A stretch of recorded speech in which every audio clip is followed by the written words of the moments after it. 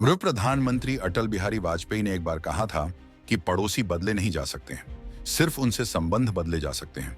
यह बात सही भी है, हम बात कर रहे हैं कंगलादेश मतलब बांग्लादेश की। लेकिन यह बात भी सही है कि हाल की घटनाओं ने भारत और बांग्लादेश के रिश्तों को काफी पेचीदा बना दिया है।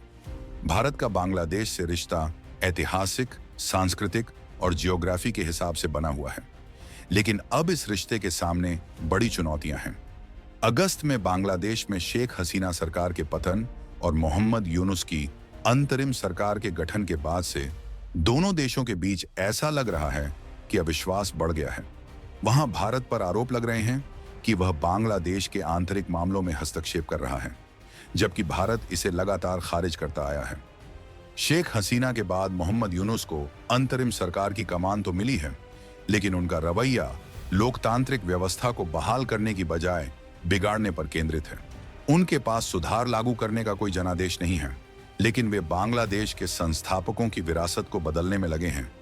इस प्रक्रिया में हिंदू अल्पसंख्यकों पर हमले और भारतीय हितों को चुनौती दी जा रही है। यहां तक कि उनकी यूनुस की अंतरिम सरकार ने भारतीय मीडिया को भड़काऊ कहकर प्रतिबंध लगाने की मांग की है।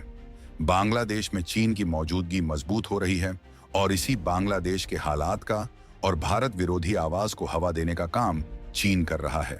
वरना जमात ए इस्लामी और बीएनपी को चीन का समर्थन मिल रहा है। जमात का चरमपंथी और भारत विरोधी इतिहास है, लेकिन चीन इसके प्रति न्यूट्रल पर खेलता है। बीएनपी का पुराना रिकॉर्ड भी चीन के साथ मजबूत संबंधों का रहा है।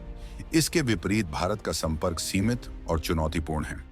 जमात से बातचीत लगभग असंभव है। भारत ने बांग्लादेश के आंतरिक मामलों में हस्तक्षेप नहीं किया, लेकिन हिंदू अल्पसंख्यकों पर हो रहे हमलों और भारतीय तिरंगा के अपमान पर अपनी चिंता जाहिर की। भारत के लिए यह एक कठिन परिस्थिति है। शेख हसीना की अनुपस्थिति और यूनुस सरकार के भारत विरोधी रुख ने भारत के मुश्किलों को बढ़ा दिया है। हालांकि भारत इससे बांग्लादेश से भी निपट ही लेगा। बांग्लादेश की यूनुस सरकार ने भारत पर सांस्कृतिक व आर्थिक उत्पीड़न के आरोप लगाए हैं। इसके बावजूद भारत ने संयम दिखाया है। प्रधानमंत्री मोदी ने यूनुस को बधाई दी थी और उनकी सरकार को स्वीकार किया था, लेकिन यूनुस का रुख भारत विरोधी ही रहा है, तो मोदी जी को भी इस पर कड़ा विचार करना चाहिए। दोनों देशों के रिश्ते मुश्किल दौर से गुजर रहे हैं। इसके बावजूद भी दोनों देशों को अपने पुराने रिश्तों को ध्यान में रखते हुए परस्पर सहयोग का माहौल बनाना होगा।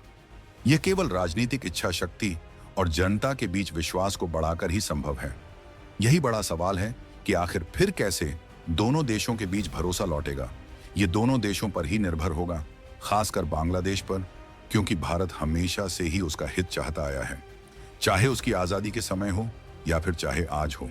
इस पर आपकी क्या राय है, कमेंट में हमें जरूर बताएं। धन्यवाद।